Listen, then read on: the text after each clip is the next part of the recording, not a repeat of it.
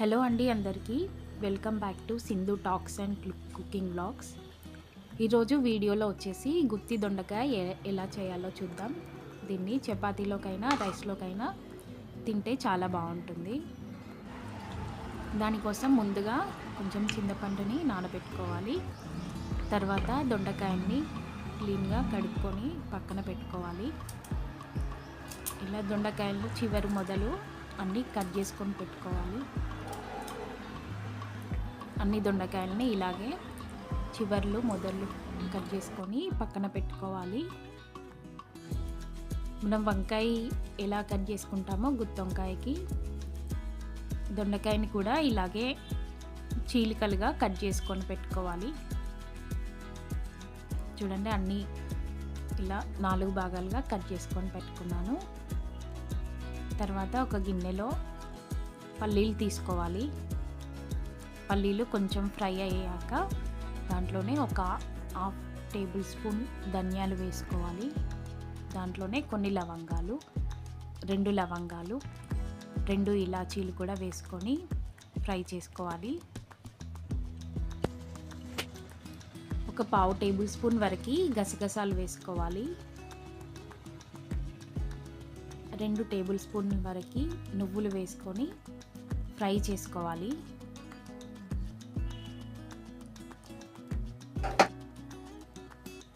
వేయించుకున్న వాటిని మిక్సీ గిన్నెలోకి తీసుకోవాలి. తర్వాత దాంట్లో మీడియం సైజు ఉల్లిగడ్డని కట్ చేసుకొని వేసుకోవాలి. మీడియం సైజు టమాటో కూడా వేసుకోవాలి. దాంట్లోనే 1.5 టేబుల్ స్పూన్ కారం, 1.5 టేబుల్ స్పూన్ సాల్ట్,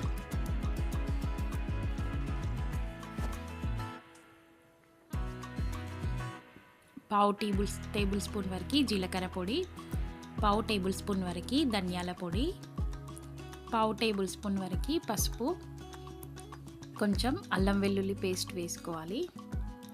వేసుకొని దీన్ని మిక్సీ పట్టుకోవాలి.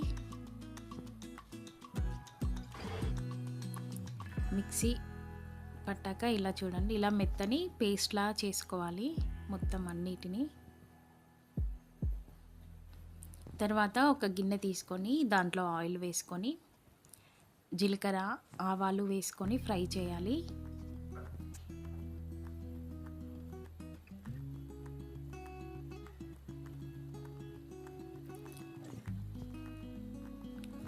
ఇంతకుముందు కట్ చేసి పెట్టుకున్న దొండకాయలు ఉన్నాయి కదా, అవి దాంట్లో వేసుకోవాలి. గిన్నెలో వేసుకొని కలుపుకొని మూత పెట్టుకొని ఒక 5 నిమిషాల వరకు దొండకాయల్ని ఫ్రై చేసుకోవాలి.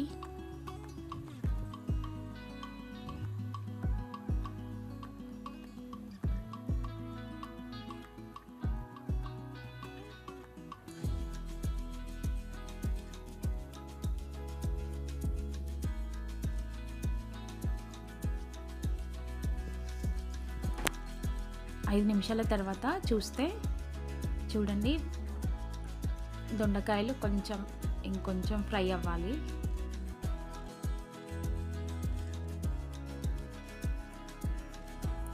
ఇంకొద్దిసేపు ఇంకొక 2 నిమిషాల పాటు మూత పెట్టుకొని ఫ్రై చేసుకుందాం.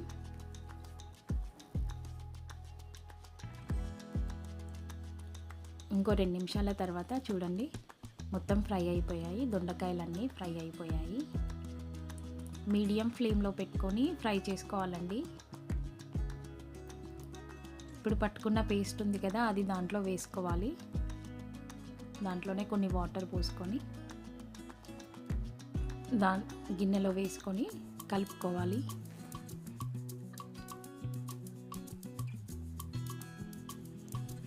ఇదంతా దగ్గర పడే వరకు, పేస్ట్ మొత్తం దగ్గర పడే వరకు మూత పెట్టుకొని ఒక 5 నిమిషాల వరకు మీడియం ఫ్లేమ్లో పెట్టుకోవాలండి. చూడండి ఎలా ఆయిల్ పైకి వస్తుందో. ఇలా కొంచెం దగ్గర పడ్డాక అడుగంటకుండా చూసుకోవాలి.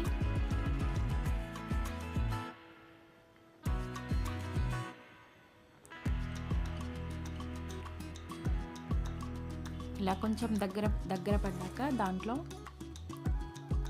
హాఫ్ గ్లాస్ వరకు మనకి ఎంతనైతే గ్రేవీ కావాలో అంతవరకు మనం వాటర్ పోసుకోవాలి.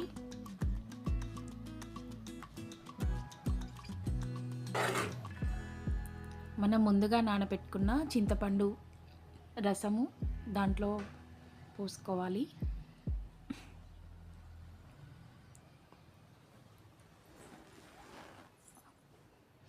కలుపుకోవాలి.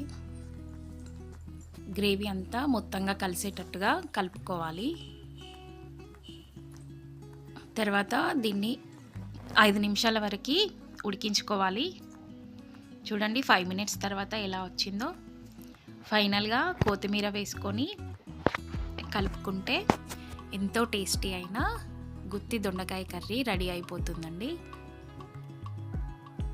చూడండి ఎలా సాఫ్ట్గా స్మూత్గా ఎంత మంచి గ్రేవీ వచ్చిందో. దీన్ని చపాతీలోకైనా రైస్లోకైనా తింటే చాలా బాగుంటుందండి. ఈ వీడియో కనుక నచ్చితే ప్లీజ్ లైక్ చేయండి. ఈ రెసిపీని కనుక ట్రై చేస్తే ప్లీజ్ కామెంట్ చేయండి ఎలా ఉందో. Please subscribe my channel.